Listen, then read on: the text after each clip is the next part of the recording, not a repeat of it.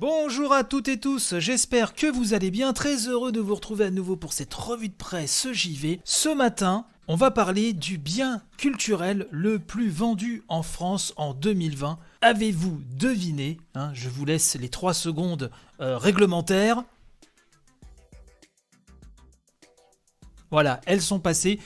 Eh ben c'est Animal Crossing, oui, on va reparler d'Animal Crossing qui n'en finit pas de faire des siennes, puisque non content d'être le deuxième jeu le plus vendu de la Switch, seul Mario Kart 8 Deluxe est au-dessus et il ne va pas tarder, je pense, à se faire détrôner, en tout cas dans quelques mois. On en a parlé plein de fois dans l'émission, mais là, c'est un papier du Figaro, signé Chloé Wattier, qui parle donc beaucoup de jeux vidéo au sein de la rédaction du Figaro, et Animal Crossing, oui, sur Switch, l'épisode New Horizons. On en parle beaucoup dans le dernier Family Pack, d'ailleurs, Axel mon fiston en est dingue, Madame Maman Natacha est aussi dessus en ce moment.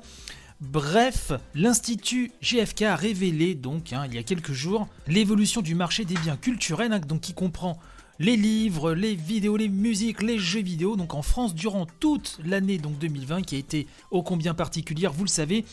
Ces données, nous dit-on, illustrent la forte résilience du gaming portée à la fois par la sortie des nouvelles consoles PS5, Xbox Series qui cartonnent de dingue, si vous me permettez l'expression, mais aussi par les confinements et la mise sur le marché de jeux devenus phénomènes comme Animal Crossing.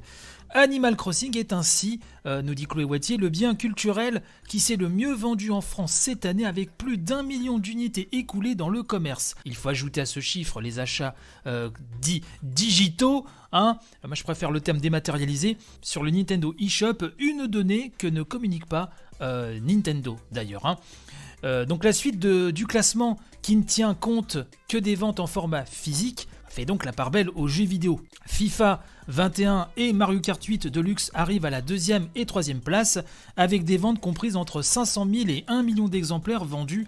Donc ça, c'est sur le territoire français, je le rappelle, au niveau mondial, on est sur des chiffres complètement stratosphériques, vous le savez. Suivent les livres, l'énigme de la chambre 622 de Joël Dicker, la vie secrète des écrivains de Guillaume Musso, l'anomalie d'Hervé Letellier, Fait maison de Cyril Lignac, puis La vie est un roman, à nouveau, de ce cher Guillaume Musso.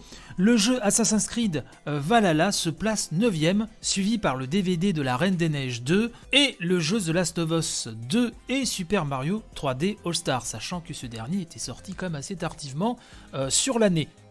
Alors on nous dit qu'il faudra attendre quand même début mars pour connaître le classement définitif des jeux vidéo les plus vendus en France en 2020, avec des chiffres précis. Mais le CEL, le syndicat des éditeurs de jeux vidéo, présentera à cette occasion justement l'ensemble des chiffres du marché du gaming en tenant compte des achats au format physique et digital. L'étude de GFK donne toutefois un avant-goût des grandes tendances. Ainsi, nous dit-on, les achats de jeux en boîte ont baissé de 4% en 2020, une année marquée par la fermeture effectivement des magasins et des rayons spécialisés en novembre, un mois crucial dans ce secteur. À titre de comparaison, nous dit-on, le marché du DVD Blu-ray s'est effondré de 27% et celui du CD de 20%. GFK, tandis que notre chat Kirby se met à miauler joyeusement, note que les achats de jeux physiques ont augmenté de 4% durant le premier confinement et de 19% durant les fêtes de fin d'année. Je vous laisserai lire la suite de ce papier, toujours un excellent papier signé Chloé Wattier, ça parle aussi des nouvelles consoles, etc. L'occasion aussi de vous indiquer, si vous ne l'avez pas déjà vu, qu'hier à 18h a été mis en ligne une nouvelle revue de presse dissidente. Alors, si vous ne connaissez pas le principe, la revue de presse dissidente, ce sont des malotrus, voilà, des malandrins qui monopolisent le flux de la revue de presse JV pour faire leur émission à eux-mêmes tout seuls qu'ils ont fait. Et pour cette nouvelle revue de presse dissidente, c'est le sujet des mangas qui est abordé. Oui, Lina Nounette, Natacha, mon épousée, Mopral, alias le maître des clés, et Barjack qui hoste ce podcast, et je dois le dire de manière assez excellente, je te félicite encore Barjack, parce que vraiment on dirait que tu as fait ça toute ta vie. Donc toute cette joyeuse troupe vous parle de manga, comment ils ont découvert ce fabuleux média, les titres qu'ils conseillent, leurs préférés, bref, quasiment 2 heures de discussion autour de la bande dessinée japonaise, et en tout cas je me suis régalé.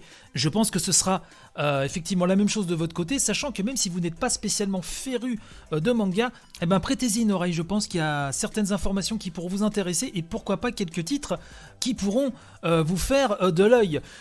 Bref, c'est sur ce même flux, n'hésitez pas. Quant à moi, je vous donne bien évidemment rendez-vous demain pour une nouvelle édition. En attendant, je vous souhaite panache et robustesse, oui, c'est de rigueur. Et je vous dis donc à très très vite. Bye bye.